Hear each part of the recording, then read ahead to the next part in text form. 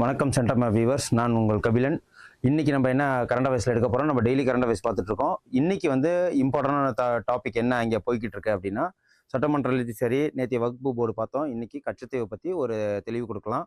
அதுக்குன்னு ஒரு ஹிஸ்ட்ரி இருக்குது. அது எப்படிலாம் வந்து, ஆனால் உண்மை என்ன அப்படின்னா, கச்சத்தீவை நம்ம ஸ்ரீலங்காலேருந்து வாங்க முடியாது, இதுதான் உண்மை.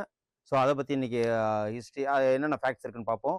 நேஷ்னல் நியூஸு என்னென்ன ஸ்கீம்ஸ்லாம் இருக்குது, அதுவும் இல்லாமல் இன்றைக்கி என்ன புதுசாக ஆட் பண்ணியிருக்கேன் அப்படின்னா, ஒரு 10 கொஷின்ஸ் நம்மளுக்கு கரண்ட் அஃபேர்ஸ் கொஷின்ஸு, ஏதாவது கொஷின்ஸ் கொடுக்கலாம் அப்படின்னு சொல்லிட்டு ஒரு இதில் இனிஷியேட்டிவில் புதுசாக கொஷின்ஸ் ஆட் பண்ணியிருக்கேன். ஓகேங்களா? இன்றைக்கி உண்டான கரண்ட் அஃபேர்ஸில் போயிடுவோம். ஏப்ரல் 10 இன்றைக்கி உண்டான கரண்ட் அஃபேர்ஸில் தமிழ்நாடு நியூஸ் என்ன அப்படின்னு சொல்லிட்டு பார்த்தீங்கன்னா, தமிழ்நாடு நியூஸில் இதான் கச்சத்தீவு. இப்போ இது என்ன அப்படின்னா, இதுக்குன்னு சொல்லிட்டு ஒரு வரலாறு இருக்குது. ஏன்னா அடிக்கடி சொல்லுவாங்க, டிஎம்கே பீரியடில் தான் கச்சத்தீவை தாரை வார்த்து கொடுக்கப்பட்டாங்க, கச்சை வார்த்தை தாரை வார்த்தது அப்படின்னு சொல்லிட்டு ஜெயலலிதா வந்து அடிக்கடி இந்த வார்த்தையை யூஸ் பண்ணுவாங்க. எனக்கு என்ன அப்போல்லாம் சின்ன பிள்ளைல புரியாது, தாரை வார்க்கிறதுனா என்ன அப்படின்னு சொல்லிட்டு. ஸோ இப்போ இதில் பார்க்கும்போது வாலண்டியராக அந்த லேண்டை வந்து அவங்கள்ட்ட கொடுத்த மாதிரி, அதுக்கு ஒப்புதல் கொடுத்த மாதிரி டிஎம்கே கவர்மெண்ட்டு அப்போதைக்கு யார் ரன் பண்ணிட்டு இருந்தாங்கன்னா, கருணாநிதி அவர்கள் தான் ரன் பண்ணிட்டு இருந்தாங்க. 1971 இது எப்போ கொடுத்தாங்க அப்படின்னா 1974. அப்போதைக்கு யார் பிரைம் மினிஸ்டராக இருந்தாங்க அப்படின்னா, இவங்க இந்திரா காந்தி அவர்கள் பிரைம் மினிஸ்டராக இருந்தாங்க. அவங்க ப்ளஸ் ஸ்ரீலங்காவோட அந்த ரமோவி பண்டாரநாயக்கா அப்படின்னு சொல்லிட்டு அந்த ஒரு லேடி இருப்பாங்க, அங்கே பிரைம் மினிஸ்டராக இருந்தாங்க. இவங்க 2 பேரும் கூட்டு உடன்படிக்கையில் அக்ரிமெண்ட் போட்டு without consideration of Tamil Nadu at the same time அதை கொடுத்துட்டு, ப்ளஸ் டெல்லிலையும் வந்து ஒரு அக்ரிமெண்ட் போட்டு அதுக்கு யார் ஒப்புதல் கொடுத்தாங்க அப்படின்னா டிஎம்கே கவர்மெண்ட் ஒப்புதல் கொடுத்துருக்கு. ஏன்னா ஒரு விஷயம் செய்யும் போது ஸ்டேட் கவர்மெண்ட்லேயும் கேட்பாங்க. அப்படிங்கிறப்போ அந்த விஷயங்கள்ல கொடுத்துட்டு என்ன அந்த அக்ரிமெண்ட்ல இருந்தது அப்படின்னா, உண்மையிலே அந்த அக்ரிமெண்ட்ல அந்த கச்சத்தீவை எதுக்காக, அது ஒரு தீவு, ஸ்ரீலங்காவும் இருக்கு, இந்தியா தமிழ்நாடு இருக்கு, ரெண்டுத்துக்கும் உண்டான ஒரு தீவு.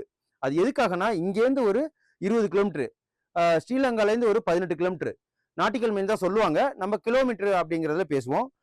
22 கிலோமீட்டர், இது ஒரு 18 கிலோமீட்டர் வந்து மீன் பிடிப்பாங்க. அங்கே நிறையா வந்து அது சந்தி மாதிரி இருக்கிறதுனால ஆழமும் அதிகமாக இருக்கும், மீனும் நிறையா இருக்கும், டிஃப்ரெண்ட் டைப்ஸ் ஆஃப் வெரைட்டிஸ் இருக்கும். அப்படிங்கிறப்போ அந்த தீவு வந்து என்ன பண்ணிட்டாங்க, அது யார் கையில இருந்திருக்குன்னா தமிழ்நாடோட கட்டுப்பாட்டில் தான் இருந்திருக்கு. ஏன்னா அந்த கட்டுப்பாட்டில் இருந்தப்போ முன்னாடி யார் வச்சிருந்தாங்க அப்படின்னா, அது ஆக்சுவலா அதை நான் சொல்றேன், இந்த தீவுக்கு எதுக்காக யூஸ் பண்ணுவாங்க அப்படின்னா, மெயினா வந்து இந்த மீனவர்கள் போகும்போது இலங்கையிலேருந்து வர்றவங்களும் சரி, தமிழ்நாட்டிலேருந்து போறவங்களும் சரி, அந்த தீவை எதுக்கு யூஸ் பண்ணுவாங்க அப்படின்னா ரெஸ்ட் எடுக்கிறதுக்கு. அதுல வந்து அந்த தீவுல ஒரு சர்ச் இருக்கு, செயின்ட் ஆந்தோனி சர்ச்சுன்னு இருக்கு. அந்த சர்ச்சை ஃபங்க்ஷன்லாம் கொண்டாடுவாங்க. அவங்களும் போயிட்டு, அதாவது யாழ்ப்பாணத்துலேருந்து வருவாங்க, ஜாஃப்னாலேருந்து வருவாங்க, வந்துட்டு அதில் போய் அந்த சர்ச்சில் போய் கொண்டாடுவாங்க, ஃபங்க்ஷன்ஸ் கொண்டாடுவாங்க. அட் த சேம் டைமு மீனவர்கள் போகிறவங்க என்ன பண்ணுவாங்க, போட்டை நிப்பாட்டி வச்சுட்டு ரெஸ்ட் எடுக்கிறது. ஏன்னா 22 இது இல்லைங்க, 20 கிலோமீட்டர் இருக்கு இல்லைங்களா, ரெஸ்ட் எடுப்பாங்க.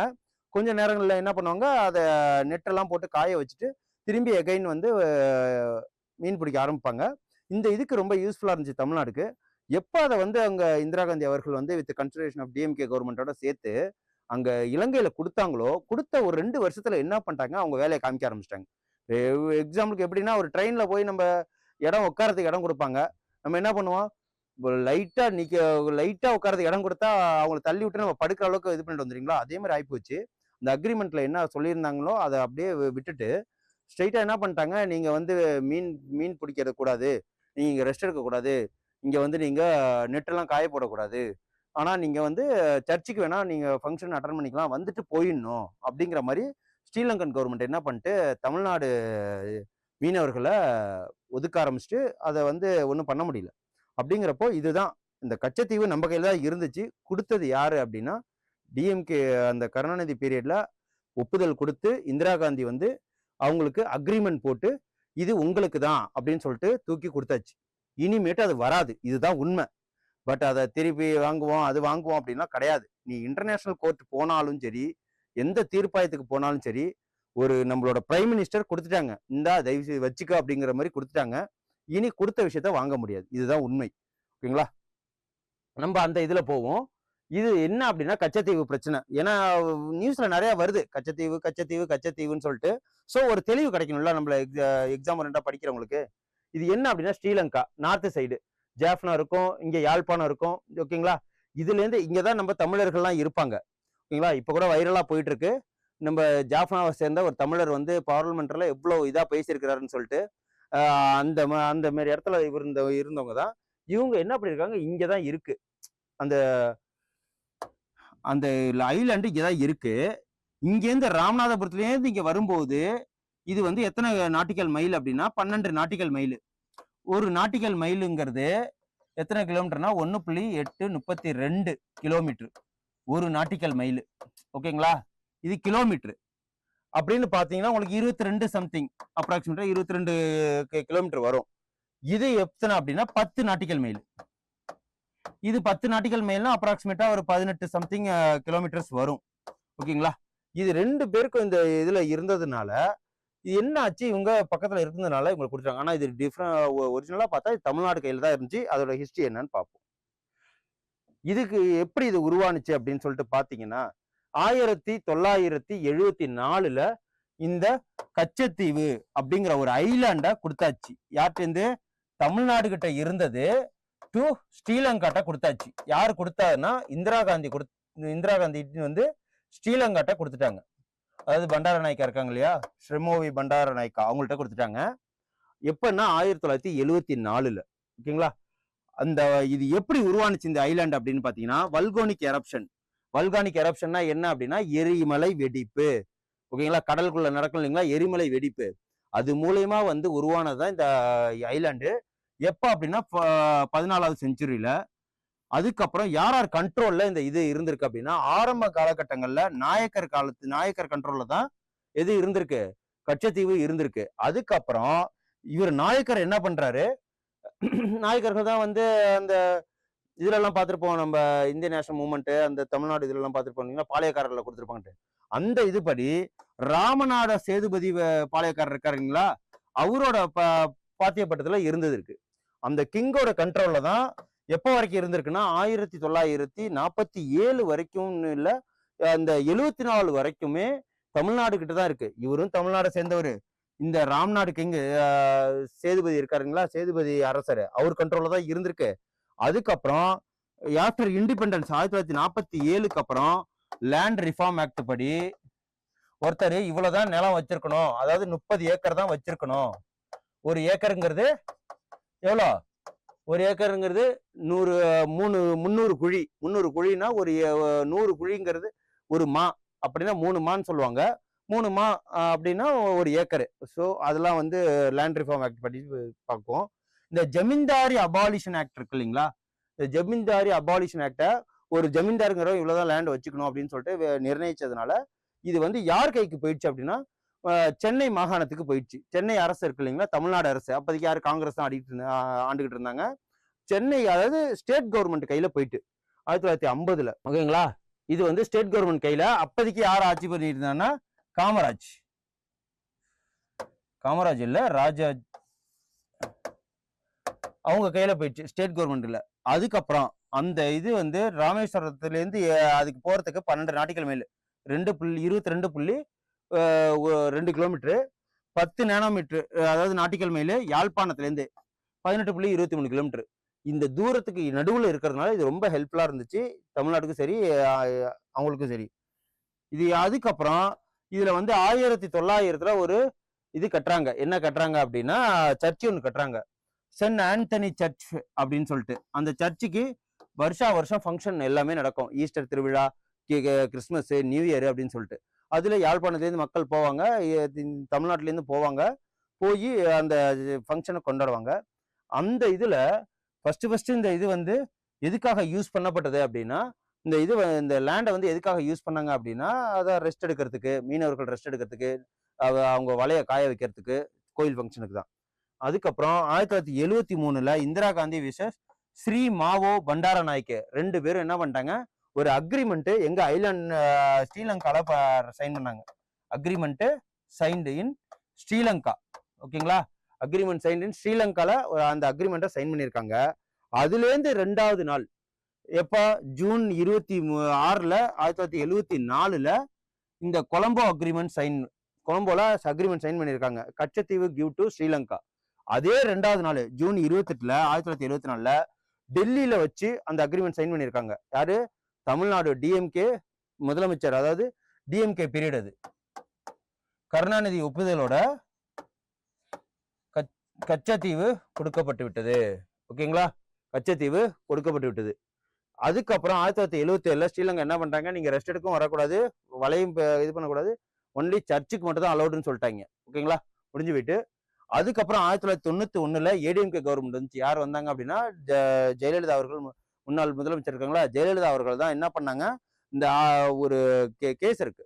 என்ன அப்படின்னா, வித்தவுட் கன்சிடரேஷன் ஆஃப் இந்த இது மூலயமா, ஸ்டேட் மூலயமா நீங்க வந்து எந்த இது வேணாலும் மாத்தலாம் அப்படிங்கிற ஒரு அமைப்பு இருக்கிறதுனால, இந்த பெருபார் கேஸ் அந்த கான்ஸ்டியூஷன் அமெண்ட்மெண்ட் ஆக்ட் படி இருக்கிறதுனால இதை திருப்பி வாங்க முடியும் அப்படின்னு சொல்லிட்டு கேட்டிருக்காங்க. ஆனா முடியாதுங்கிறதா உண்மை. அதுக்கப்புறம் 2008 சுப்ரீம் கோர்ட் கேஸ் அப்பீல் பண்ணியிருக்காங்க. யாரு? ஜெயலலிதா அவர்களே அப்பீல் பண்ணியிருக்காங்க. இருந்தாலும் கோர்ட் என்ன சொல்லியிருக்குன்னா, இது வந்து சாத்தியமில்லாது, கொடுத்தாச்சு அப்படின்னு சொல்லிட்டு. ஆஸ் பர் 2013 2014 காங்கிரஸ் பீரியட்ல என்ன பண்ணியிருக்காங்க, அட்டார்னி ஜெனரலா இருந்த இந்தியாவோட முகுல் ராய்ங்கிறவர் அந்த சுப்ரீம் கோர்ட் இதுல வாதாடினதுல என்ன சொல்லிட்டாருன்னா, இது வந்து கொடுத்தாச்சு, இனிமேட்டு வாங்க முடியாது, இதுதான் உண்மை அப்படின்னு சொல்லிட்டு அவரே வந்து வாதாடி முடிச்சிட்டாரு. ஓகேங்களா? இதுதான் இப்போதைக்கு உண்மையான நிலவரம். கச்சத்தீவை திரும்பி தமிழ்நாட்டுக்கு வாங்கி தர முடியாது. ஓகேங்களா? பட் அதை வச்சு அரசியல் பண்ணிக்கிட்டு இருக்காங்க. படிச்ச நாம தெளிவா இருந்துக்கணும். அதுக்கப்புறம் நேஷனல் நியூஸ் பார்ப்போம். இந்தியாவோட first high altitude climate research. ஓகேங்களா?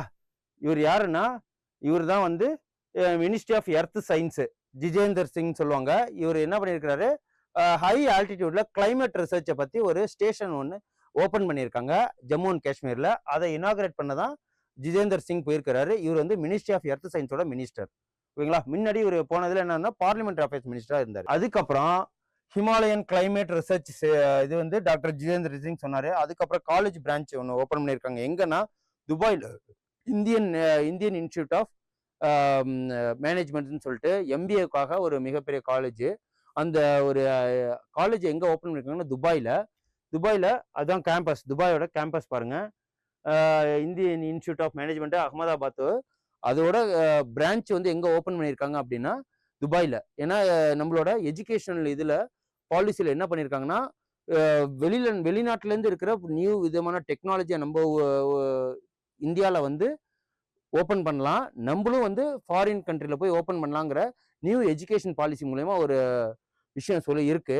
அதே பேஸ் பண்ணி தான் ஆல்ரெடி வந்து ஐஐடி மெட்ராஸ் என்ன பண்ணியிருக்காங்கன்னா, தான்சானியா மற்றும் தான்சானியா மற்றும் ஸ்ரீலங்கால அவங்களோட பிரான்ச்சை ஓப்பன் பண்ணியிருக்காங்க. ஸோ வெளிநாட்டிலேருந்து ஃபாரின்லேருந்து உள்ள யூனிவர்சிட்டிலாம் கூட நம்ம இந்தியாவில் வந்து ஓப்பன் பண்ணியிருக்காங்க. ஓகேங்களா?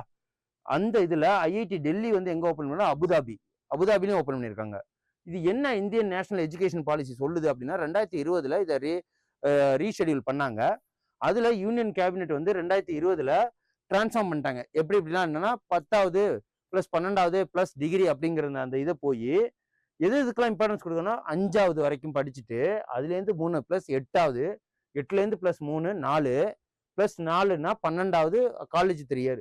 இந்த ஸ்ட்ரக்சர்ல ரீப்ளேஸ் பண்ணிட்டாங்க. ஓகேங்களா? அப்படிங்கிறப்போ இந்த ட்ரெடிஷனல் சிஸ்டத்தை மாத்திட்டாங்க. இதுதான் இந்தியன் நேஷனல் எஜுகேஷன் பாலிசி. அதுக்கப்புறம் எக்கனாமி நியூஸ். ஆர்பிஐ கவர்னர் வந்து சஞ்சய் மல்ஹோத்ரா, இவர் வந்து 26வது ஆர்பிஐ கவர்னரு. இதுக்கு முன்னாடி யார் இருந்தாருன்னா சக்தி காந்த தாஸ் இருந்தாரு. அதுக்கு முன்னாடி வந்து யாரு, உர்ஜித் பட்டேல். அதுக்கு முன்னாடி ரகுராம் ராஜன் அவர்கள். இதுல இப்போதைக்கு 26வது வந்து சஞ்சய் மல்ஹோத்ரா, இவர் ஆர்பிஐ கவர்னரு. இவர் என்ன பண்ணிருக்காரு அப்படின்னா, இந்த ஏப்ரல் 9ஆம் தேதி ரெப்போ ரேட்டை குறைச்சிருக்காரு. ரெப்போ ரேட் அப்படின்னா, இந்த பேங்க், அதாவது ஆர்பிஐங்கிறது சென்ட்ரல் கவர்மெண்ட் பேங்க். அந்த சென்ட்ரல் கவர்மெண்ட் பேங்க் வந்து நம்மள இருக்கிற நேஷனலைஸ்டு பேங்க்லாம் இருக்கு இல்லைங்களா, பிரைவேட் பேங்க், நேஷனலைஸ்டு பேங்க். அந்த பேங்க்குக்கு கடன் வந்து கொடுப்பாங்க. ஓகேங்களா? அவங்க வந்து இவங்கள்ட்ட இருந்து கடன் பெறுவாங்க. பேங்க் வந்து ஆர்பிஐ இருந்து கடன் பெறும்போது வட்டி கொடுப்பாங்க இல்லைங்களா, அந்த வட்டி, அந்த ரெப்போ ரேட்டை வந்து என்ன பண்ணியிருக்காங்க அப்படின்னா 6.50 இருந்துச்சு. அதுக்கப்புறம் 6.25 இருந்துச்சு. இப்போ 25 பாயிண்ட் குறைச்சி 6% வட்டியா குறைச்சிருக்காங்க. இதனால இஎம்ஐ கட்டுறவங்க, ஹோம் லோன் வச்சிருக்கிறவங்க, கார் லோன் வச்சிருக்கிறவங்க, லோன் எடுத்தவங்களுக்கு இஎம்ஐ கட்டுற அந்த அமௌண்ட் வந்து குறையும். ஓகேங்களா? அந்த அதுக்கப்புறம் ரிவர்ஸ் ரெப்போ ரேட் அப்படின்னு சொல்லுவாங்க. என்ன அப்படின்னா, பேங்க் வந்து ஆர்பிஐக்கு வட்டி கொடுக்கும். ஓகேங்களா? ஆர்பிஐ பணத்தை எடுத்துக்கும். இது வந்து கேஷ் ரிசர்வ் ரேஷியோ. இது வந்து கண்ட்ரோலிங் ஆஃப் இன்ஃப்ளேஷன் மணி மேனேஜ்மெண்ட்னு சொல்லுவாங்க. பணத்தை அதிகமாக புழங்க விடுறதுக்கும் இன்ட்ரெஸ்ட்டை வந்து குறைப்பாங்க. பணத்தை வந்து ஸ்ரிங்க் பண்ணணும், பணப்புழக்கத்தை கம்மி பண்ணணும் அப்படின்னா இன்ட்ரெஸ்ட் ரேட்டை குறைச்சிருவாங்க. ஓகேங்களா? அதுக்கப்புறம் இன்ட்ரெஸ்ட் ரேட்ஸ் அதிகமாக படுத்தி பணத்தை ஈர்த்துப்பாங்க. இதுதான் வந்து அந்த டியர் மணி பாலிசி, ஃபியர் மணி பாலிசி அப்படின்னா சொல்லுவாங்க. அந்த இது மூலயமா நம்ம டீப் எக்கனாமிக்ஸ்ல போனா இப்போதைக்கு ரெப்போ ரேட்டு 6% கொண்டு வந்திருக்காங்க. அப்புறம் பேங்க் ரேட் இருக்கு, அதுக்கப்புறம் ஸ்டாச்சுரரி லிக்விடிட்டி ரேஷியோ இருக்கு, அப்புறம் கேஷ் ரிசர்வ் ரேஷியோ இருக்கு, இப்படின்னு சொல்லிட்டு ஏகப்பட்ட ரேஷியோஸ் இருக்கு. அதெல்லாம் எக்கனாமிக்ஸ்ல பார்ப்போம். இதுதான் இந்த இதுல வந்து ரிவர்ஸ் அந்த ரெப்போ ரேட்னா என்ன அப்படின்னு வந்து ஒரு விளக்கம் கொடுக்கணும் இல்லைங்களா? இது ரெப்போ ரேட்டோட டெஃபினேஷன்னா repurchasing agreement or repurchasing option. ஓகேங்களா? இது எங்கன்னா கமர்ஷியல் பேங்க்ல இருந்து வாங்குறது. The interest rate at which RBI இருக்கு இல்லைங்களா, lend money to the commercial bank. RBI வந்து எதுக்கு பணத்தை கடன் கொடுக்கும் பேங்க்கு கொடுத்துட்டு வட்டியை திரும்பி வாங்கும். அந்த வட்டியை வாங்குறது தான் 6%. முன்னாடி 6.50 இருந்துச்சு, அப்புறம் 6.25, இப்போ 6% குறைச்சிருக்காங்க. அதுக்கப்புறம் it helps to regulate the liquidity and control inflation. ஓகேங்களா? இந்த ரெப்போ ரேட்டையை இப்போ குறைச்சனால என்ன ஆகும்? இன்ஃப்ளேஷனை கண்ட்ரோல் பண்ணும், லிக்விடிட்டியை ரெகுலேட் பண்ணும், அதிகப்படுத்தும். லிக்விடிட்டினா பண புழக்கம். ஓகேங்களா? அதுக்கப்புறம் இந்த ரெப்போ ரேட் பை 25 பேசிஸ்ல குறைச்சிருக்காங்க. அதுக்கப்புறம் இந்த reverse repo rate stands unchanged in 3.35% இருக்கு. ரிவர்ஸ் ரெப்போ ரேட் என்னன்னா, பேங்க் வந்து ஆர்பிஐக்கு கடன் கொடுத்து எவ்வளவு வட்டி கொடுக்கும்? ஆர்பிஐ வந்துன்னா 3.35% பேங்க்குக்கு, கமர்ஷியல் பேங்க் வட்டி கொடுக்கும். ஓகேங்களா? இப்போ நமக்கு வந்து கண்ட்ரோல் பண்ணணும்னா RBI to bank to customers. நம்ம வந்து பேங்க்கிட்ட கடன் வாங்குவோம், பேங்க் வந்து எங்க ஆர்பிஐ கடன் வாங்குவோம் பண தேவைகள்னா. அப்படிதான். அதுக்கப்புறம் இந்த bank rate marginal standing facility change வந்து 6.25% இருக்கு. ஓகேங்களா? பேங்க் ரேட்டு டெய்லியும் உள்ள லோனோட ரேட்டு. ஓகே. அதுக்கப்புறம் இந்த ஸ்டாண்டிங் டெபாசிட் ஃபெசிலிட்டி ரேட்டு, இப்போ நம்மளாம் டெபாசிட்ஸ் பணம் வச்சிருக்கோம் அப்படின்னா எவ்வளோன்னா 5.75% வட்டி கொடுக்கறதா இந்த ஸ்டாண்டிங் டெபாசிட். இது அதுக்கப்புறம் இன்டர்நேஷனல் நியூஸ். இது என்ன அப்படின்னு பார்த்தீங்கன்னா, டெலஸ்கோப் எங்க அண்டார்டிகால வந்து டெலஸ்கோப் வைக்கிறாங்க, சைனாவை சேர்ந்தவங்க. அதுக்கு பேர் என்ன அப்படின்னா, China has recently launch 3 gorgeous Antarctic eye. ஓகேங்களா? 3 gorgeous Antarctic eye. 3 gorgeous Antarctic ஐங்கிறத 3.2 மீட்டர் ரேடியோ மில்லிமீட்டர் டெலஸ்கோப்பை எங்க வந்து ஓபன் பண்றாங்கன்னா அண்டார்டிகால. அவங்களோட ஸ்டேஷன் பேர் என்னன்னா ஜோங்சன் ஸ்டேஷன் சொல்லிட்டு சைனா வந்து அந்த ஸ்டேஷன்ல அவங்க அடிக்கல் நட்டுறாங்கன்னு சொல்ல முடியாது. அவங்க அதை டெலஸ்கோப் வச்சு ரிசர்ச் ஆரம்பிச்சிருக்காங்க. அந்த 3 கார்ஜியஸ் அண்டார்டிக் ஐ இதுதான் அது. இதுக்கு முன்னாடி அவங்க ஒரு டெலஸ்கோப் வச்சிருக்காங்க. அப்படி என்ன அப்படின்னா ஃபாஸ்ட்ங்கிற ஒன்றும் அவங்க டெலஸ்கோப் வச்சிருக்காங்க. நாசா என்ன வச்சிருக்குன்னா ஸ்பியர். ஓகேங்களா? ஸ்பியர்னு சொல்லிட்டு அந்த பேர்ல வச்சிருக்காங்க. ஸ்பேஸ் எக்ஸ் கிடையாது, இது வந்து ஸ்பியர். ஓகேங்களா? ஸ்பியர்னு சொல்லிட்டு நாசா வந்து டெலஸ்கோப்பு நிறுவியிருக்காங்க அண்டார்டிகால, ஸ்பியர் டெலஸ்கோப். அதுக்கப்புறம் ஆர்டிமிஸ் அக்கார்டு அப்படின்னா என்ன அப்படின்னா, இது வந்து சயின்ஸ் டெக்ல கூட வரும். இது என்ன அப்படின்னா ஒரு அதாவது ஸ்பேஸ் இருக்கு இல்லைங்களா, அதை வந்து ஒரு இன்டர்னல் ஆர்கனைசேஷன் மாதிரி கண்காணிக்கிறது தான் இது. பீஸ்ஃபுல் இந்த space exploration but enhance peaceful. இப்போ எக்ஸ்ப்ளோரேஷன்னா அந்த அஸ்ட்ரோனட்ஸ்லாம் போய் டிராவல் பண்ணி போறாங்க இல்லைங்களா, அந்த விஷயத்துக்காக தான் உள்ளது. இதனால நமக்கு இப்போ ரிலேஷன்ஷிப் வந்து மேம்படும் அப்படின்னு சொல்லிட்டு இது வரைக்கும் இந்த ஆர்டிமிஸ் அக்கார்ட்ல நம்ம இந்தியாவும் ஒரு மெம்பரா இருக்காங்க. மொத்தம் 53 நாடு இருக்கு. இப்போ புதுசா ஒரு நாடு சேர்ந்து 54வது நாடு சேர்ந்திருக்காங்க. அந்த 54வது நாடு என்னன்னா பங்களாதேஷ். ஓகேங்களா? United for peaceful exploration of deep space. அதுக்கப்புறம் இம்பார்ட்டன்ட் டே பார்ப்போம், வேர்ல்டு ஹோமியோபதி டே. இன்னைக்கு வந்து வேர்ல்டு ஹோமியோபதி டே. அது என்ன அப்படின்னா, இது ஜெர்மன் டைப் ஆஃப் மெடிசின், வெள்ளை கலர்ல குட்டி குட்டியா இருக்கும். இந்த இதை கண்டுபிடிச்சது யார் அப்படின்னா டாக்டர் சாமுவேல் ஹான்மேன்ங்கிறவரு இதை இந்த மெடிக்கலை கண்டுபிடிச்சிருக்கிறாரு. எது? ஹோமியோபதிய. இது என்ன, அவர் எப்ப பிறந்திருக்கிறாரு அப்படின்னா ஏப்ரல் 10, 1755 பிறந்திருக்கிறாரு. அவர் தான் இந்த மெடிசின் இதை கண்டுபிடிச்சதுனால அவரோட பிறந்த நாளை வேர்ல்டு ஹோமியோபதி டேவா நம்ம கொண்டாடுறோம்.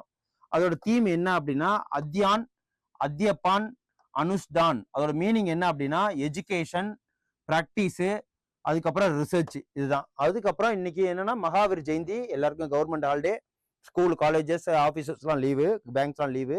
என்ன அப்படின்னா இந்த இந்த 24வது தீர்த்தங்கரான மகாவீரர் அவருக்கு வந்து இன்னைக்கு பிறந்த நாள். ஓகேங்களா? ஏப்ரல் 10. அவருக்கு எத்தனாவது பிறந்த நாள் அப்படின்னு பார்த்தீங்கன்னா, இவர்தான் மகாவீரர். எத்தனாவது பிறந்த நாள்னு பார்த்தீங்கன்னா, 2623வது பிறந்த நாள் இன்னைக்கு ஏப்ரல் 10. ஓகேங்களா? 26, 23 ஞாபகம் வச்சுங்க. அப்புறம் ஸ்கீம்ஸ் பார்ப்போம். ஸ்கீம்ஸ்ல என்ன அப்படின்னா, இன்னைக்கு அந்த மக்களை தேடி ஆய்வக திட்டம். முன்னாடி என்ன பார்த்திருக்கோம் ஸ்கீமு? மக்களை தேடி மருத்துவம்னு சொல்லிட்டு பார்த்திருக்கோம். மக்களை தேடி தொழிலக மருத்துவம்னு பார்த்திருக்கோம். இது வந்து மக்களை தேடி ஆய்வகம். லேப் டெஸ்ட் மாரி. அதாவது யூரின் டெஸ்ட் எடுக்கிறது, இது பிளட் டெஸ்ட் எடுக்கிறது, அதுக்கப்புறம் பிபி பார்க்கறது. இதெல்லாம் வந்து ஸ்ட்ரெயிட்டா அந்த செவிலியர்கள் போய் வீட்டுக்கே போய் பண்றதுதான் இந்த நோக்கம். இது எங்க ஓப்பன் பண்ணாங்க மக்களை சேவை திட்டம்னா 2024 ஆரம்பிச்சிட்டாங்க. அதான் இது. 5/2/2024 நாகர்கோவில்ல இதை ஃபர்ஸ்ட் இனாகரேட் பண்ணாங்க. இதை யார் திறந்து வச்சது அப்படின்னா மருத்துவத்துறை அமைச்சர் மா சுப்பிரமணியன் அவர்கள் தான். இது வந்து முதல் முறையாக தமிழ்நாட்டில் தேவை ஓப்பன் பண்ணியிருக்கிறாங்க. என்ன இந்த திட்டத்தின் இது அப்படின்னா, இது எங்க தொடங்கணும்னா மாநகராட்சி தொல்லவில்லையில் உள்ள அரசு நகர்ப்புற ஆரம்பர சுகாதார நிலையத்துல இதை ஓப்பன் பண்ணியிருக்காங்க. மா சுப்பிரமணியன் தான் ஓப்பன் பண்ணி தொடங்கி வச்சாரு. இந்த அதுக்கப்புறம் 2686 இடங்கள்ல 2686 இடங்கள்ல ஆரம்ப சுகாதார நிலையங்கள்ல மற்றும் நகர்ப்புற சுகாதார நிலையங்கள்ல இதோட ஃபெசிலிட்டிஸை ஆரம்பிச்சிருக்காங்க தமிழ்நாட்டுல. என்னென்னா ஒவ்வொரு ஆரம்ப சுகாதார நிலையத்திலையும் 29 வகையான ஆய்வக வசதிகள் இருக்கிறது. ஆய்வக வசதினா என்ன? லேப் டெக்னீஷியன் தான். லேப் டெஸ்ட், இந்த லேப் டெஸ்ட் எடுக்கிறதா, பிளட் டெஸ்ட், யூரின் டெஸ்ட், அந்த டெஸ்ட் இந்த டெஸ்ட்னு சொல்லுவாங்க இல்லைங்களா? அந்த மாதிரி 29 வகையான டெஸ்ட் எடுக்கிறதுக்கு தான் இந்த திட்டம். இந்த திட்டத்தின் பேர் என்ன அப்படின்னு பார்த்தீங்கன்னா ஆய்வக திட்டம். ஓகேங்களா? மக்களை தேடி ஆய்வக சேவை திட்டம். ஓகே, அதுக்கப்புறம் கொஸ்டின்ஸ் பார்த்துருவோம். இம்பார்ட்டன்டான கரண்ட் அஃபேர்ஸ் கொஸ்டின்ஸ் புதுசாக ஆட் பண்ணியிருக்கோம். இதுலேருந்து பார்ப்போம். இன்னைக்கு 10 கொஸ்டின்ஸ், இன்னைக்கு 14 கொஸ்டின்ஸ், 15 கொஸ்டின்ஸ் கொடுத்துருக்கேன். Which country has proposed the formation of global climate council before, அதாவது COP30. ஓகேங்களா? கோஆபரேஷன் 30 எங்க நடந்துச்சுன்னா பிரேசில்ல நடந்திருக்கு. அதுக்கப்புறம் which state place announced the GB trustee initiative, Gujarat.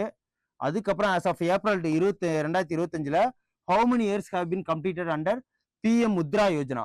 ஓகேங்களா? பிரதம மந்திரி முத்ரா யோஜனா எத்தனைன்னா 10 வருஷம் ஆயிட்டு. In which state has the 7th Khelo India youth games எங்க ஆர்கனைஸ் பண்ணியிருக்காங்க அப்படின்னா பீகார். அப்புறம் who inaugurated the start up மகா கும்பமேளா 2025 அப்படின்னா union commerce and industry minister. இந்த ஸ்டார்ட் அப் ஆரம்பிச்சது காமர்ஸ் மினிஸ்ட்ரி. அதுக்கப்புறம் வேர்ல்டு ஹெல்த் டேவோட தீம் என்ன அப்படின்னு கேட்டீங்கன்னா healthy beginning promising future. Okay, அதுக்கப்புறம் according to the vulture survey, வல்ச்சர்னா என்ன? அந்த கழுகுன்னு சொல்லுவாங்க இல்லைங்களா? அது வந்து ஒரு ஸ்கேவெஞ்சரு. அந்த வல்ச்சர் பாப்புலேஷன் எங்க அதிகமா இருக்கு அப்படின்னா தமிழ்நாட்டுல. அப்புறம் in district of Haryana and 2 Harappan sites வந்து எங்க டிக்ளேர் பண்ணியிருக்காங்க அப்படின்னா பிஷ்வியானி அப்படிங்கிற மானுமெண்ட்ஸ். அதுக்கப்புறம் ரிசீவ்டு 5830 கோடி ரூபாய் நபார்டு வங்கியிலேருந்து யார் பெற்றிருக்காங்க அப்படின்னா ஜார்க்கண்ட் மாநிலம் கடன் பெற்றிருக்கு. அதுக்கப்புறம் what is the India global rank in private A investment அப்படின்னு பார்த்தீங்கன்னா இந்த ஏ இன்வெஸ்ட்மெண்ட் எந்த கண்ட்ரி ஃபர்ஸ்ட்னா USA.